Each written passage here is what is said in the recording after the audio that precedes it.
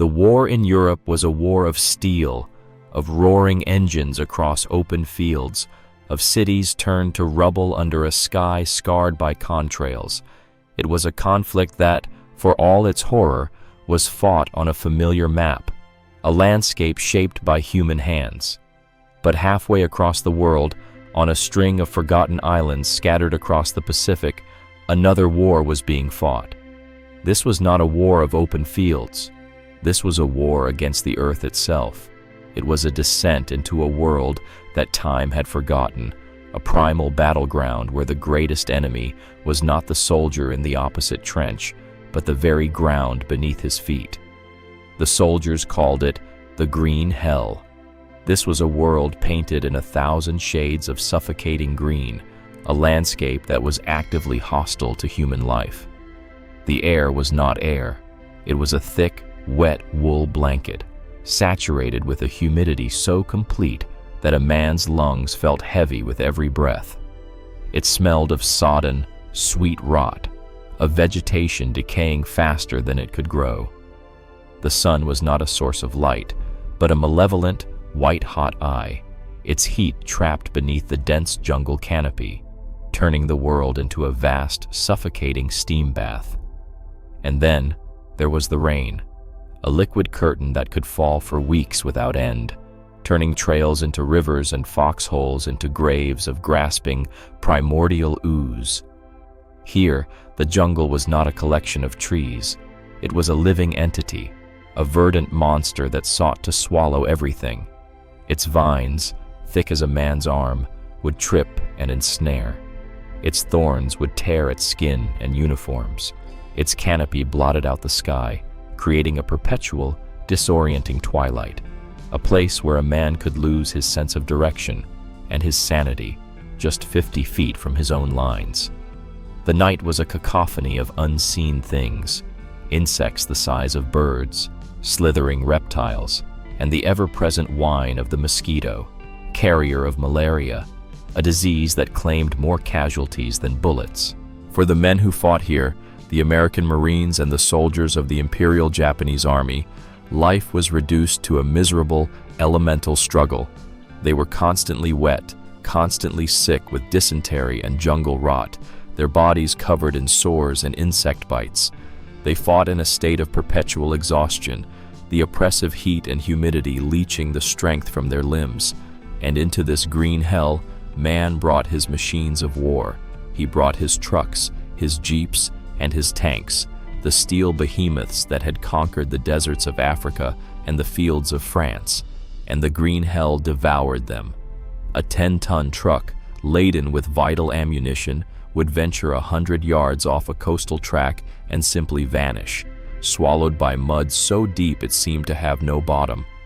A jeep, attempting to cross a stream, would be swept away by a sudden flash flood, its engine drowned, its frame left to rust in the jungle's embrace.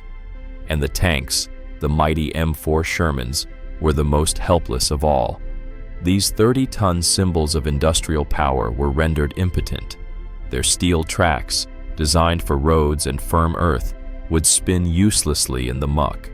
They would sink up to their turrets in mangrove swamps, their crews scrambling to escape before their steel tomb was completely submerged. On the coral atolls, the sharp, jagged rock would shred their tracks and suspensions, leaving them stranded and exposed on the beaches. They were beached whales of steel, monuments to the futility of technology, in a world that refused to be tamed.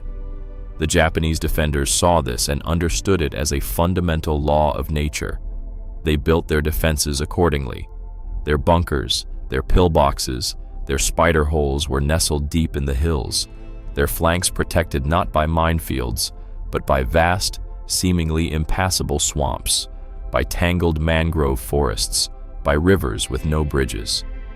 They knew that no tank could cross these obstacles. It was an impossibility. The green hell was their greatest ally, a natural fortress wall that would bleed the Americans white. And so, the stage was set for a conflict that seemed to have only one bloody outcome. To break the Japanese strongholds, the Americans needed their tanks. But to get their tanks to the battle, they would have to cross the impassable. They would have to do what both sides believed could not be done. They would have to conquer the green hell itself. They would need a miracle. Or, failing that, they would need an entirely different kind of army. An army armed not with guns, but with bulldozers. To understand the profound shock that would soon ripple through the Imperial Japanese Army, one must first understand their own steel soldiers.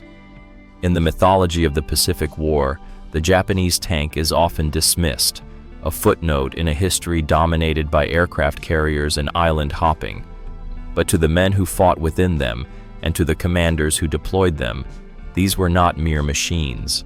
They were the modern embodiment of the mounted warrior, a new breed of steel samurai whose purpose was inextricably linked to the foot soldier, the soul of the emperor's army.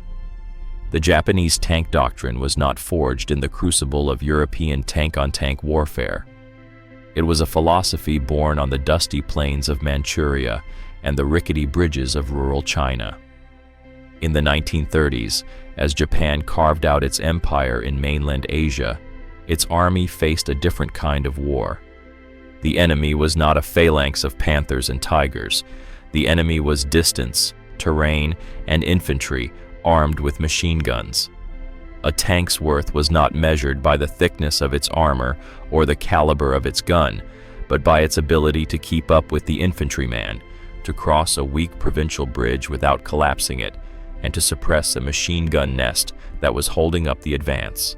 This philosophy gave birth to their two most important tanks, machines that were perfectly suited for the war they were designed to fight, and tragically outclassed in the war they would ultimately face. The first was the Type 95 Hago. It was a featherweight, a 9-ton machine that was little more than a mobile machine gun nest on tracks. Its armor was so thin it could be pierced by a .50 caliber bullet. Its 37mm gun was a pop gun, useful for knocking out a pillbox, but comically inadequate against another tank. But the Hago was nimble. It was a gazelle in a world where the Americans were building rhinos. It could scurry across the Asian landscape, keeping pace with the infantry, a loyal and ever-present steel companion. Its bigger brother was the Type 97 Chiha. This was the workhorse of the Japanese armored forces, a 15-ton medium tank. Yet, by the standards of 1943, it was still a pony in a world of war horses. Its armor was paper-thin, its 57mm gun, a low-velocity weapon designed to fire high-explosive shells at infantry, not armor-piercing rounds at other tanks. Its virtue, like the Hago's, was its weight. It was light enough to traverse the fragile infrastructure of China and Southeast Asia, a land where a 30-ton Sherman would be a bridge-collapsing behemoth. The crews of these tanks were imbued with the spirit of Bushido. They were expected to fight with a fanatical devotion, to compensate for their vehicle's material weaknesses with their own spiritual strength. If their tank was disabled, they were to become a static pillbox, fighting until the last shell was fired. If overrun, they were to use their pistols and swords or die in the flames. There was no surrender. This unique background of light tanks, of infantry support, of fighting against terrain more than technology, created a rigid and deeply ingrained mindset within the Japanese command. They projected their own limitations onto their enemy. They knew from their own bitter experience that a tank, even a light one, would bog down and sink in a swamp. They knew that a river without a bridge was an absolute barrier to armor. Therefore, when they prepared their defenses on the volcanic islands of the Pacific, they saw the landscape through this lens. A dense mangrove swamp was not an obstacle. It was a guarantee. It was a fortress wall more reliable than any concrete bunker. To the Japanese commander, the idea of an American Sherman tank, a 30-ton monster that dwarfed their own machines, attempting to cross such terrain was not just tactically unwise. It was a violation of the laws of physics. It was madness. And so they built their citadels on hills and ridges, leaving their flanks exposed to the impassable wetlands, secure in a logic that was about to be proven fatally, spectacularly wrong. If the Japanese tanks were nimble samurai, built for a specific infantry-focused style of war, then the American M4 Sherman was a factory worker from Detroit who had been handed a set of brass knuckles. It was not elegant. It was not graceful. It was not a product of a fencing school, but of the assembly line. The Sherman was a blunt force instrument, a rolling 30-ton fist of American industrial might, and its character was defined not by its perfection, but by its sheer, stubborn, and overwhelming presence. In the European theater, the Sherman earned a grim and undeserved reputation. To the crews who faced the German Tigers and Panthers, with their thick armor and high-velocity cannons, the Sherman was a death trap. It had a high profile, making it an easy target. Its armor was relatively thin, and most terrifyingly, it had a tendency to burst into flames when hit, earning it the macabre nickname Ronson, after the lighter company's slogan, "Lights up the first time, every time." In the hedgerows of Normandy, many crews saw it as little more than a rolling coffin. But the war in the Pacific was a different beast, and here, against the lighter Japanese tanks and the brutal, unforgiving terrain, the Sherman's true, unglamorous virtues shone with a brilliant light. These were the qualities that did not show up on a specification sheet, the strengths that could not be measured in millimeters of armor or muzzle velocity, but which ultimately proved decisive. The first virtue was brutal reliability. The Sherman was a masterpiece of mechanical simplicity. Its Wright whirlwind engine was a derivative of a proven aircraft design. Its transmission and suspension were rugged and relatively easy to access. Unlike the complex, over-engineered German tanks that were a maintenance nightmare, the Sherman just worked. It could plow through mud, dust, and water, and while it might get stuck, its engine would rarely give up the ghost. In the green hell, where a mechanical breakdown meant abandoning your vehicle to the jungle's embrace, this reliability was more precious than the thickest armor. The second virtue was ease of repair. The Sherman was designed from the outset for mass production and field maintenance. Its parts were standardized and interchangeable. A damaged Sherman was not a write-off. It was a problem to be solved. A skilled crew of mechanics, armed with a wrench and a spare parts kit, could perform miracles in the field. They could swap out a damaged engine, replace a shattered suspension bogie, or patch up a hull breach in a matter of hours, returning a knocked-out tank to the fight the very next day. This gave the American forces a regenerative ability that the Japanese could not possibly match. The final and most overwhelming virtue was sheer numbers. The gospel of American mass production meant that Shermans flowed from the factories of the American industrial heartland in an endless, unstoppable river of steel. For every Sherman lost, there were 10 more on a ship ready to replace it. This industrial tsunami allowed American commanders to be aggressive, even wasteful, with their armor. The loss of a tank, while a tragedy for its crew, was a statistically insignificant event for the U.S. Army. They could afford to take risks, to attempt the impossible, because they had an almost infinite supply of these 30-ton brawlers. So this was the machine that arrived on the shores of the Pacific Islands. Not a perfect killer, not an invincible fortress, but a stubborn, dependable, and easily replaceable workhorse. It was a tank that could take a beating, a tank that could be fixed, and a tank that was always there. The Japanese commanders, looking at it through their own lens of delicate, specialized machines, saw only its flaws. They did not understand that its greatest strength was not its ability to fight, but its simple, indomitable ability to show up. And it was about to show up in places they could not even imagine. In the grand narrative of war, the enemy is almost always human. It is the soldier in the opposing uniform, the architect of the opposing strategy. But in the Pacific, the primary antagonist was something far older, more vast, and more indifferent than any army. It was the land itself. The terrain was not a passive battlefield. It was an active combatant, a monstrous, multifaceted entity that killed without malice, stalled invasions without strategy, and swallowed armies without ever firing a shot. To fight in the Pacific was to wage war against geology, botany, and hydrology all at once. The first face of this enemy was the coral atoll. Islands like Tarawa and Peleliu were not made of soil and rock, but of the razor-sharp skeletons of countless marine organisms. The beaches were fringed with submerged coral reefs, jagged daggers hidden just beneath the turquoise water, waiting to rip the hulls out of landing craft and shred the tracks of amphibious vehicles. A tank that made it to shore would find itself on a surface of crushed coral, a terrain as unforgiving as broken glass that would chew through steel tracks and shatter suspension systems.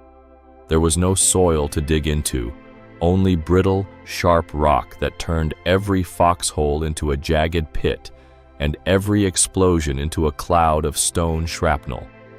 The second face was the volcanic island, the iconic landscape of places like Iwo Jima. Here, the ground was a fine, black ash, a substance with the consistency of flour. It offered no traction. A man walking would sink to his ankles, each step an exhausting effort. A wheeled vehicle was utterly useless. A tank would churn through it, the ash rising in choking clouds, clogging air filters and grinding down engine parts. The landscape was a series of steep, ash-covered ridges and ravines, a vertical battlefield where a 30-ton tank became a clumsy, top-heavy liability, constantly at risk of sliding into a gully or tipping over. The third, and most formidable, face of this enemy was the jungle swamp. On islands like New Guinea, Bougainville, and Okinawa, civilization gave way to a primordial world of water and vegetation. This was not the firm-bottomed swamp of a temperate climate. This was a bottomless morass of decaying life. Imagine a mangrove swamp, a tangled, impenetrable forest of trees standing on stilt-like roots, all submerged in brackish, foul-smelling water. The ground beneath the water was not ground at all, but a grasping, gelatinous ooze of mud and rotting leaves, a substance with the tensile strength of wet soup. To step into it was to be sucked down, the mud creating a powerful vacuum around a man's legs.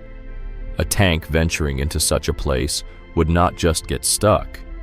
It would be consumed, sinking slowly but inexorably until it vanished completely beneath the oily water, its crew scrambling to escape a slow, suffocating burial. Then there were the inland swamps and the vast, man-made quagmires of the rice paddies.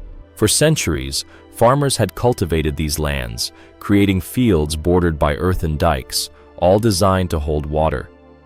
For an advancing army, this was a nightmare landscape. The dikes were too narrow for a tank to drive on, and the paddies themselves were lakes of thick, viscous mud, often several feet deep. To a tank, it was a checkerboard of impassable traps. To cross it seemed to require the ability to fly. This was the unseen enemy. It had no battle plan, it had no commander. But it was more effective at stopping an army than any division of soldiers. It broke machines. It broke spirits. It dictated the terms of every battle, funneling armies into predictable, narrow corridors where they could be slaughtered. The Japanese understood this power. They allied themselves with it, using the swamps and the jungles as their shield. They were utterly convinced that this shield was unbreakable. They had not yet accounted for the one thing that could tame this monstrous terrain: the unstoppable brute force ingenuity of the American engineer.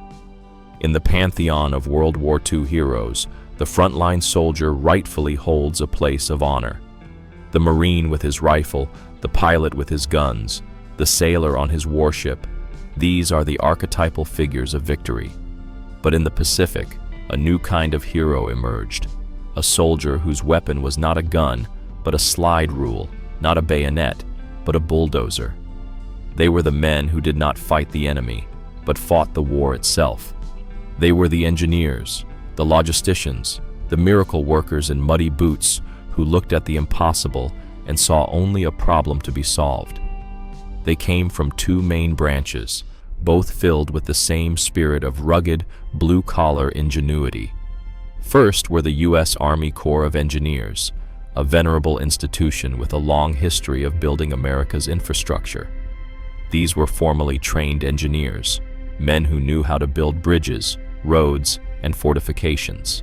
But the true icons of the Pacific construction effort were a new and unique breed, the United States Naval Construction Battalions, better known by their legendary moniker, the Seabees. Their motto was simple and audacious: Construimus, batuimus. We build, we fight. They were a fascinating hybrid, a corps of men recruited directly from the civilian construction trades. They were carpenters, ironworkers, electricians, bulldozer operators, and crane drivers, many of them older men in their 30s and 40s, too old for the regular infantry, but possessing a lifetime of practical, hands-on skill. They were given a rifle, some basic training, and then turned loose on the islands with a simple, monumental task: to build whatever the war required, wherever it was required, out of nothing. The Seabees and the Army Engineers were the physical embodiment of the American can-do spirit. They were pragmatists, not theorists. They did not see an impassable swamp. They saw a drainage problem. They did not see a sheer cliff. They saw a place to blast a road. They arrived on the beaches right behind the first waves of assault troops, often under fire, their bulldozers and cranes splashing ashore from the landing craft alongside the tanks and artillery. Their job was to immediately begin taming the island, to impose order on the chaos, to turn the green hell into a functioning American base. Imagine the scene. A beachhead is established, but it is a narrow strip of sand, backed by a wall of impenetrable jungle and swamp. The supplies piling up on the beach are useless if they cannot be moved inland. The tanks are mired in the sand. This is where the engineers went to work. A team of Seabees would attack the jungle with a D8 Caterpillar bulldozer, a machine that became as iconic in the Pacific as the Sherman tank. The bulldozer, its steel blade raised like a shield, would simply drive into the wall of green, its powerful engine roaring. Trees that had stood for centuries would groan, splinter, and fall. The dozer would push them aside, clearing a path, a raw, muddy scar in the jungle's skin. Behind it would come the graders, the scrapers, and the trucks laden with coral and rock, turning the muddy track into a hard-packed, all-weather road. In a matter of hours, a highway would appear where a jungle had stood.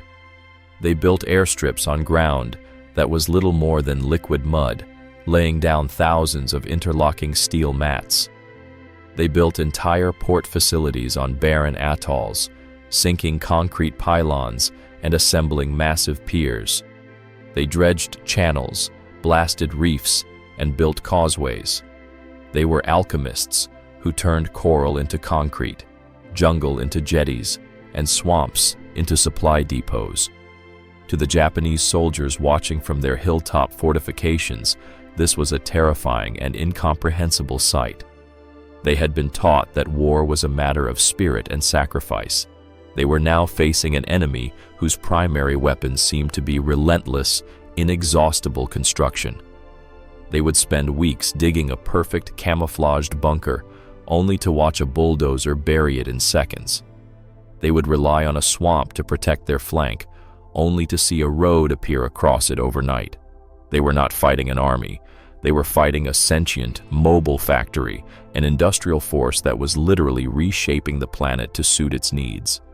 These were the men who would pave the way for the Sherman, the humble, unglamorous masters of the earth. The miracle performed by the Army Engineers and the Seabees was not magic. It was a symphony of brute force, powered by diesel and orchestrated with ingenious simplicity.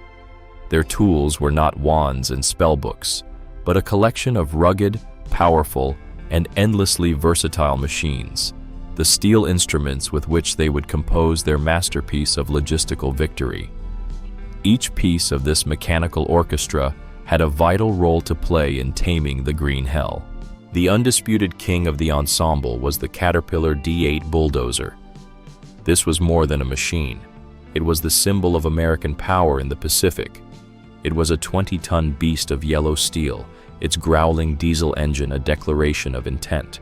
With its massive, hydraulically operated front blade, the D8 could move mountains of earth, uproot a jungle, or bury a Japanese pillbox under tons of rock and soil.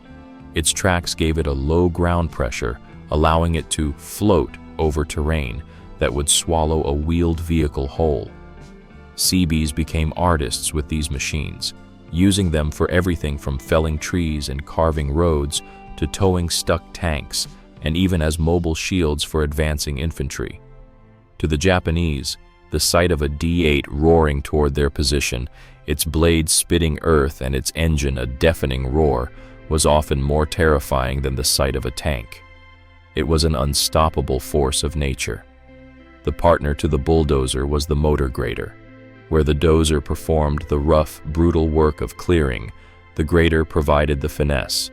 With its long, adjustable blade angled beneath its frame, the grader would follow the bulldozer's path, smoothing the raw cut, creating a crowned surface for proper drainage, and preparing the roadbed for its final surface. It was the difference between a muddy track and a genuine, all-weather highway. For work in the swamps and rivers, the engineers deployed their cranes and drag lines. A crane mounted on a tracked chassis could wade into shallow water, its long boom reaching out to place logs for a corduroy road or position sections of a pontoon bridge. A drag line, equipped with a large bucket on a cable, could sit on the bank of a swamp and methodically dredge it, deepening channels or pulling up mud and silt to build up a dry causeway. They were long-necked steel dinosaurs, patiently reshaping the hydrology of an entire island. Perhaps the most ingenious tool in their arsenal was the Marston mat, also known as pierced steel planking, PSP. This was the key to building airstrips and roads on soft, unstable ground. Each mat was a 10-foot-long strip of steel, about 15 inches wide, perforated with holes to reduce weight and improve drainage. Along the edges were a series of hooks and slots. A team of men could lay these mats down like puzzle pieces, locking them together to form a solid, interlocking metal surface over mud, sand, or swamp. An entire fighter airstrip, thousands of feet long, could be laid in a matter of days. For tanks, these mats provided a solid roadway over ground that would otherwise be an impassable quagmire. Finally, there was the humble but essential pontoon. These were modular, sealed steel boxes, each about 5 by 7 feet. They could be locked together to create an infinite variety of floating structures. A line of them could form a floating bridge across a river. A large square of them could become a pier or a wharf. Lashed to the side of a Sherman tank, they could provide extra buoyancy, turning it into a clumsy but effective amphibious vehicle. They were the building blocks of the waterfront, Lego bricks for the gods of war. This was the orchestra of creation: bulldozers for percussion, graders for strings, cranes for woodwinds, and the clang of Marston mats and pontoons as the booming brass section. Separately, they were just construction equipment. Together, under the direction of the Seabees, they were a force capable of changing geography, a set of instruments that would allow the Sherman tank to perform its most impossible and decisive act. The solution to the problem of the impassable swamp was not a single, miraculous invention. It was a magic trick performed on an industrial scale, an act of sublime, brute force engineering rooted in a principle as old as human ingenuity itself. The secret was this: if you cannot go through the ground, you must go over it. The Seabees and the Army engineers did not try to defeat the swamp. They decided to float on it.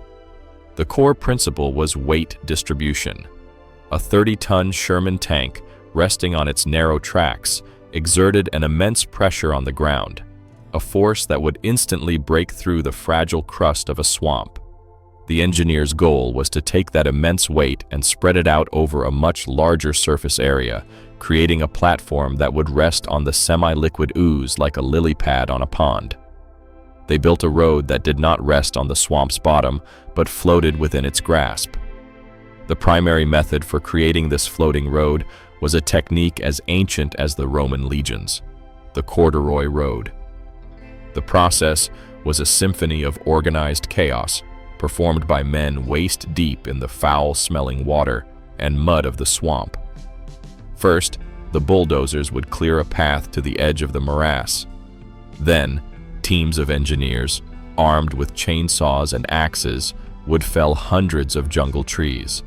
These logs, some several feet in diameter, were the foundation. Guided by men wading through the muck, cranes would lift these massive logs and lay them side by side, perpendicular to the intended path of the road. The logs would sink into the ooze, displacing the water and mud until they reached a point of buoyant equilibrium, floating in the swamp's gelatinous embrace. This first layer created a wide, submerged wooden mat. On top of this, another layer of smaller logs would often be laid, this time parallel to the road, creating a smoother surface. The result was a crude but incredibly effective wooden causeway, a stable platform held afloat by the very swamp that was supposed to be impassable. The weight of a tank, instead of being concentrated on a few square feet of track, was now distributed across the entire submerged log platform, hundreds of square feet. The pressure at any given point was now low enough for the swamp to support it. But the masterstroke, the part of the trick that would so completely shatter the perceptions of the Japanese defenders, was the road's placement. Often, this entire wooden structure was built just below the surface of the water. To an observer looking from a hilltop pillbox a few hundred yards away, nothing had changed. The swamp was still a swamp. It was a shimmering, unbroken expanse of muddy water and tangled vegetation. It looked exactly as it had the day before, impenetrable, serene, and perfectly safe. It was a secret road, hiding in plain sight. And then, the magic would happen. At the appointed hour, a line of Sherman tanks would rumble to the edge of the swamp and, without hesitating, drive straight into the water. But they did not sink. To the utter astonishment of the Japanese soldiers watching, the 30-ton steel monsters would just keep coming, plowing steadily through the chest-deep water, their tracks churning on the invisible road beneath. It was a vision from a nightmare, a procession of steel ghosts walking on water, defying the laws of nature. In some cases, where the mud was particularly deep, the engineers would supplement the corduroy road with a carpet of Marston mats, their interlocking steel plates creating an even more secure and durable surface. In other situations, they would use fascines, massive bundles of brushwood and bamboo, to build up the foundation before laying the logs. The method varied, but the principle was the same. Create a buoyant, hidden path where none should exist. This was the secret of the swamp. It was not a new tank or a new weapon. It was the application of ancient knowledge, amplified by modern machinery and an indomitable will to build. It was the weapon that the Japanese High Command had no counter for, because it was a weapon they couldn't even comprehend. They had prepared for a frontal assault, but they were about to be outflanked by an army that brought its own roads with it.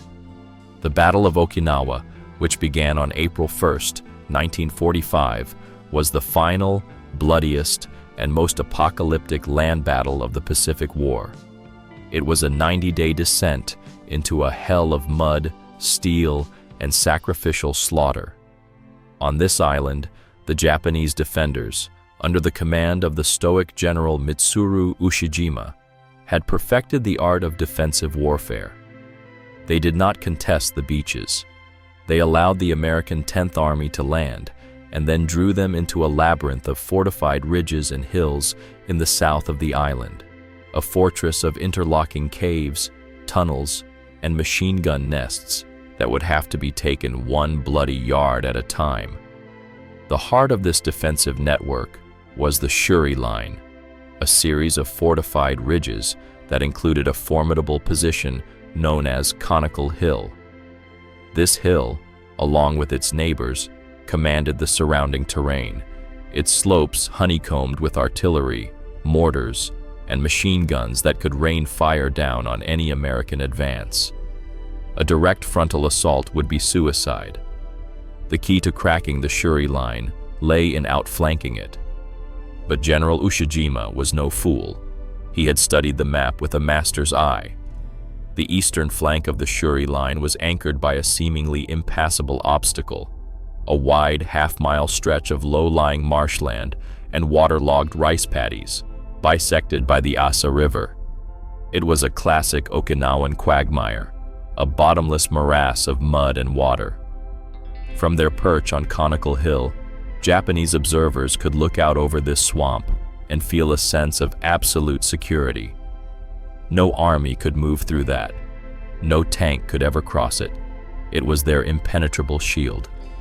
The American commanders of the 96th Infantry Division saw the same map, but with the eyes of men who had the Seabees at their back.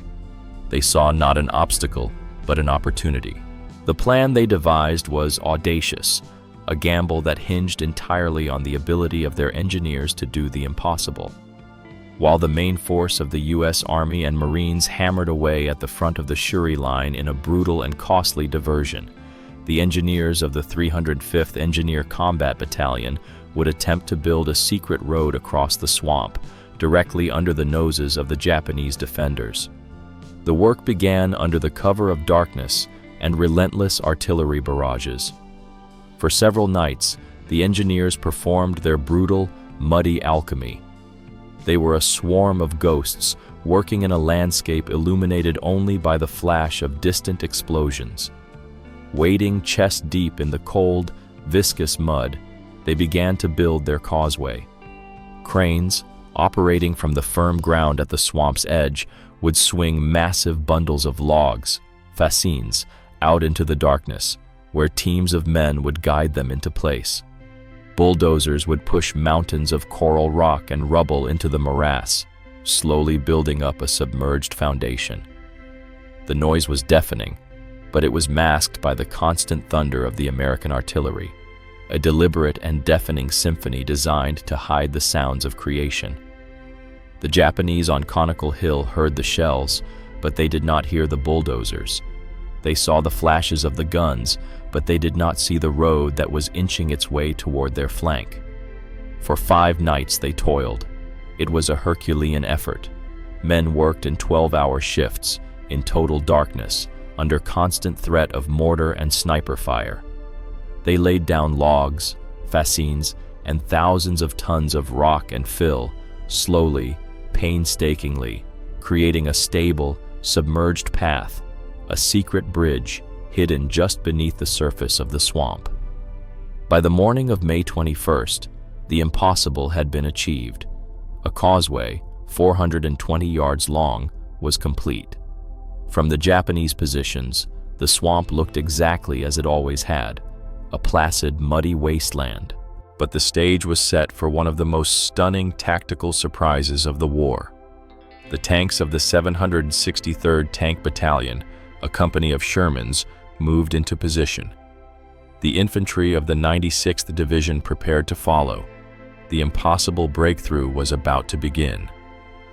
The morning of May 21st, 1945, dawned wet and gray over the shattered landscape of southern Okinawa. On the peak of Conical Hill, a Japanese observer, Lieutenant Yoshio Iguchi, scanned the American lines through his field glasses. For weeks, his life had been a monotonous cycle of terror and boredom, enduring the earth-shaking artillery barrages, then watching the futile American infantry assaults break like waves against the rock of the Shuri Line. He noted the usual morning activity: smoke shells beginning to fall, a sign of another pointless infantry push. He turned his attention to the east, to the placid, reassuring expanse of the Asa River marshes. It was as it had always been, a picture of impassable tranquility.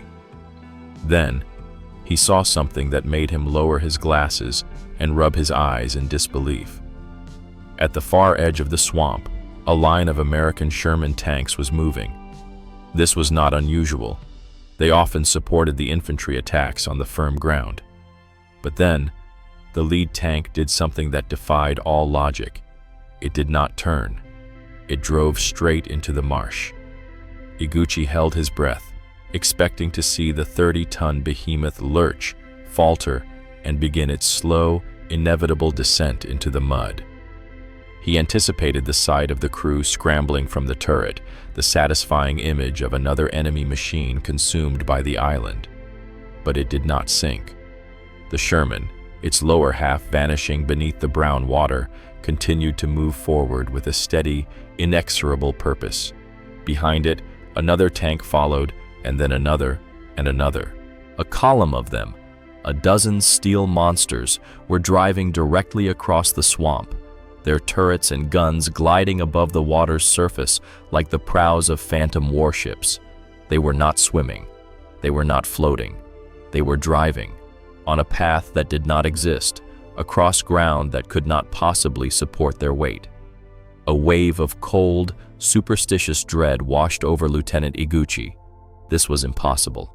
It was a trick of the eye, a hallucination brought on by lack of sleep and the constant shelling. He shouted to his comrades, his voice cracking. They looked. They saw it too. A silence of pure, uncomprehending shock fell over the Japanese position. These were not tanks. These were yurei, ghosts, malevolent spirits of steel summoned by the enemy's black magic. Down below, for the American tankers of the 763rd Battalion, it was a terrifying and exhilarating ride. "We just held our breath and kept going," one driver later recalled. The water sloshed around their hulls, the tanks lurching slightly as their tracks bit into the hidden causeway. They were exposed, their slow, steady procession a perfect target for the Japanese guns. But for a few crucial, priceless minutes, the Japanese did not fire. They were too stunned, too paralyzed by the sheer impossibility of what they were witnessing. That hesitation was all the Americans needed. The lead Sherman reached the far bank of the swamp, its tracks churning up mud as it clawed its way onto firm ground. It had crossed the impassable barrier. It was now on the eastern flank of Conical Hill, inside the impregnable Shuri line. It swung its 75mm gun around and fired a high-explosive shell directly into a Japanese machine gun nest. The spell was broken. The flank that had been protected by a law of nature was now crawling with 30-ton ghosts, their cannons spitting fire. Behind the tanks, the infantry of the 96th Division, using the same causeway, swarmed across the swamp, pouring into the breach. The Japanese defenders, who had been facing west to repel the frontal assaults, were now caught in a murderous crossfire. Panic and chaos erupted. Their impregnable fortress had been breached from behind by an army that walked on water. The carefully constructed defenses of the Shuri line, the product of months of labor and planning, were suddenly, catastrophically, irrelevant. The ghost tanks had arrived, and they had brought hell with them. The first reports reached General Ushijima's command bunker deep beneath Shuri Castle, not as a coherent message, but as a spray of panicked, fragmented shouts over the field telephone. "Tanks! In the swamp! Tanks on the east flank!" The staff officers who received the calls exchanged looks of contemptuous pity. The men of the 62nd Division were finally breaking. The constant shelling, the lack of food, the relentless pressure, it was making them see things. The reports were dismissed out of hand. More than dismissed, they were treated as a symptom of cowardice and deteriorating morale. The duty officer logged the calls with a note. Frontline troops showing signs of combat fatigue and hallucination. In the rigid, honor-bound hierarchy of the Imperial Japanese Army, it was far easier, far more logical, to believe that a soldier's spirit had failed than to believe the laws of nature had been suspended. As more calls flooded in, each more frantic than the last, the mood in the bunker shifted from contempt to irritation. A senior colonel, his face a mask of furious indignation, seized the telephone from a junior officer. "Are you a soldier of the Emperor or a frightened child?" he roared into the receiver. "Tanks cannot cross the swamp. Pull yourself together and fight." He slammed the phone down. To him, and to everyone else in the bunker, the report was not just an error, it was an insult. It was an affront to their intelligence, a denial of the fundamental military science upon which their entire defensive strategy was built. This was not mere stubbornness. It was a complete and total system failure of the imagination, a wall of disbelief built brick by brick from their own doctrine, experience, and cultural worldview. The engineering impossibility. The Japanese themselves had tanks. They knew what a tank weighed, and they knew what a swamp was. Their own engineers would have declared such a crossing to be impossible. Therefore, it was. To believe the Americans had done it was to believe they possessed a magic that defied the universal laws of engineering. The spiritual weakness. The Japanese high command was steeped in a philosophy that emphasized the power of the human spirit, seishin, over material advantage. They saw the Americans as spiritually weak, a decadent culture that relied on brute force and machinery. The idea that this soft enemy could achieve a victory not through superior fighting spirit, but through the grubby, unglamorous work of moving mud and logs, was intellectually offensive. It was the victory of the laborer over the warrior, and their entire worldview could not process it. The logic bomb. The report was a logic bomb that threatened to blow up their entire reality. If the swamp was crossable, then their flank was not secure. If their flank was not secure, their entire Shuri line was a death trap. If the Shuri line was a death trap, then their entire strategy for the defense of Okinawa was a failure. It was easier to reject the initial premise that the swamp was crossable than to accept the catastrophic conclusions that followed. The mind, like a fortress, sealed its gates against the invading truth.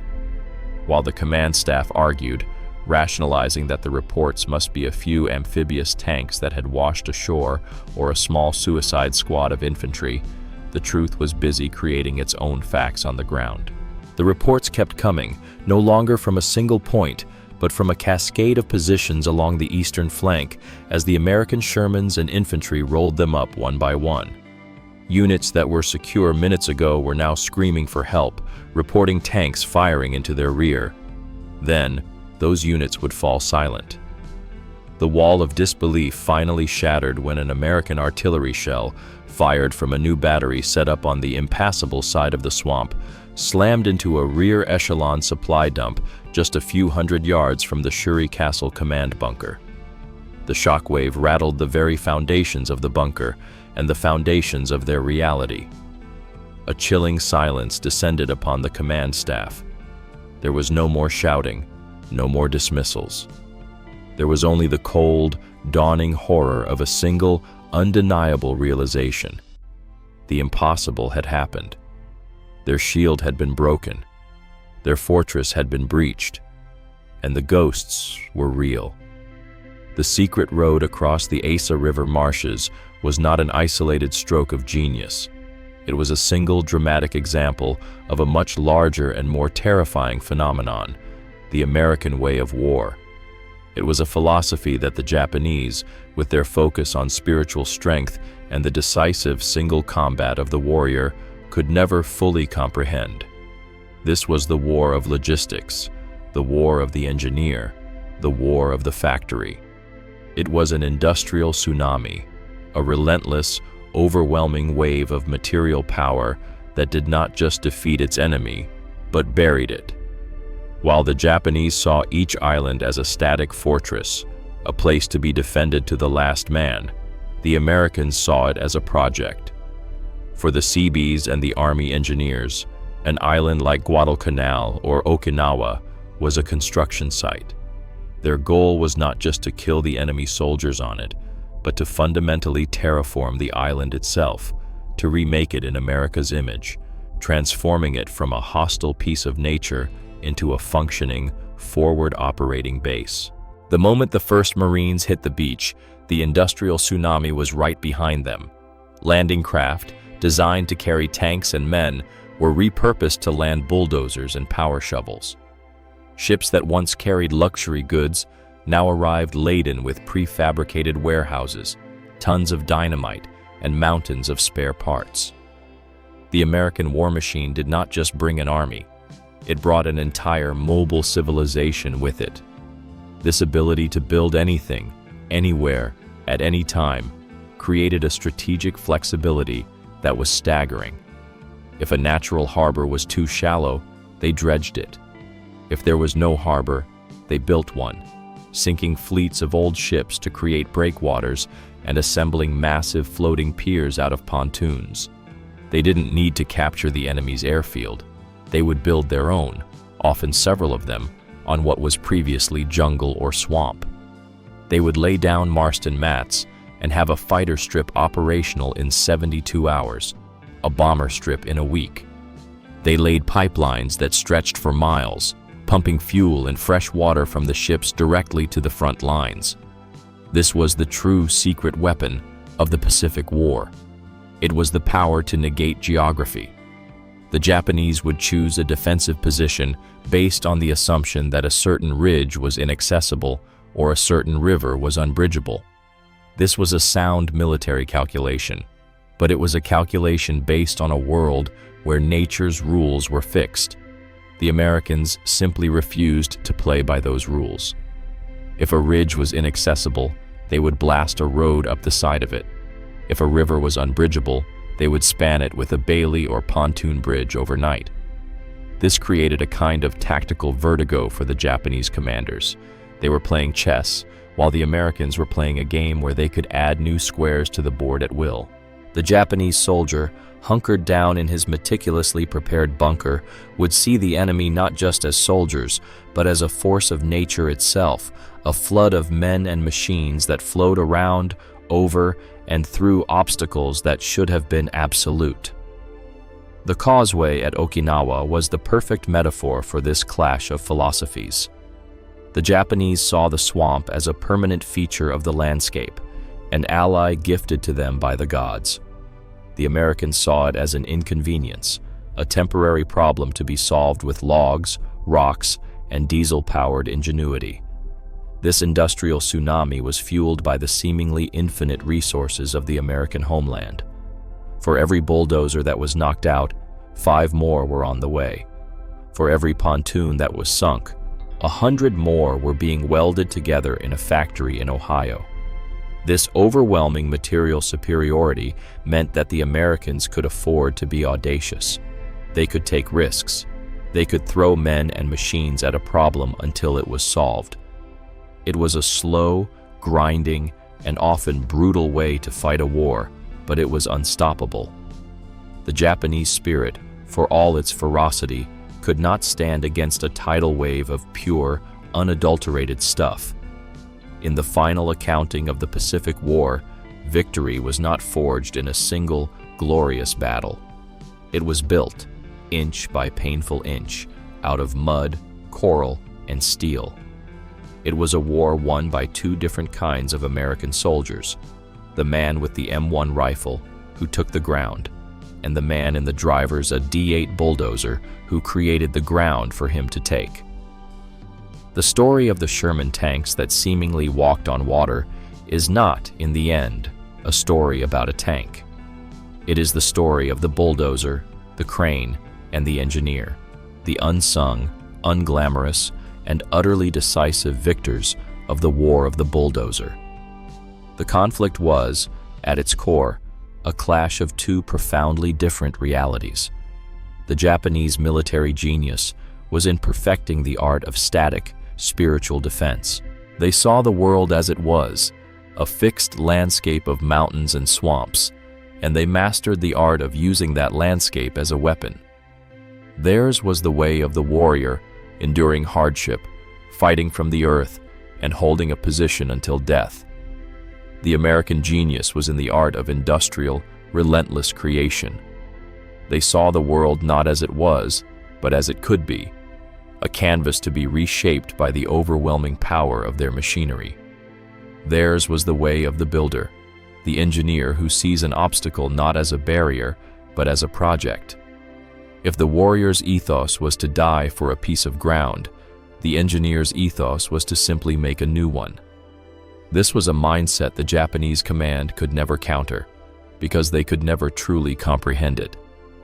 The M4 Sherman tank became the ultimate beneficiary of this philosophy. In Europe, it was a flawed protagonist. In the Pacific, it was a perfectly cast hero, not because of its own virtues, but because it had the greatest supporting actor in the history of warfare, the United States Naval Construction Battalions. The Sherman was the fist, but the Seabees were the arm that placed it wherever it needed to be. The ghost tanks of Okinawa were not a miracle. They were the result of grimy, back-breaking, dangerous labor performed by men who believed in the gospel of construction. Their motto, often repeated, was a perfect summary of the American approach. The difficult we do immediately. The impossible takes a little longer. Today, if you travel to the islands that were once the Green Hell, the evidence of this victory is still there, etched into the landscape. The crumbling, vine-choked Japanese pillboxes, slowly being reclaimed by the jungle, are monuments to a philosophy of static defense. They are relics of a world that believed the earth was unchangeable. And right next to them, you will often find a long, straight road paved with crushed coral, or the remnants of a vast, flat airfield, its steel matting long gone, but its form still visible. These are the monuments to the other way of war. They are testaments to an army that brought its own reality with it, an army that understood that the most powerful weapon is not the one that destroys, but the one that builds. This was the ultimate lesson of the Pacific Campaign, a victory paved, quite literally, with coral and steel. Thank you for watching to the end. If you liked it, please give it a like, subscribe, and don't forget to hit the bell so you don't miss new videos. There are more amazing stories to come. Take care of yourselves and your loved ones.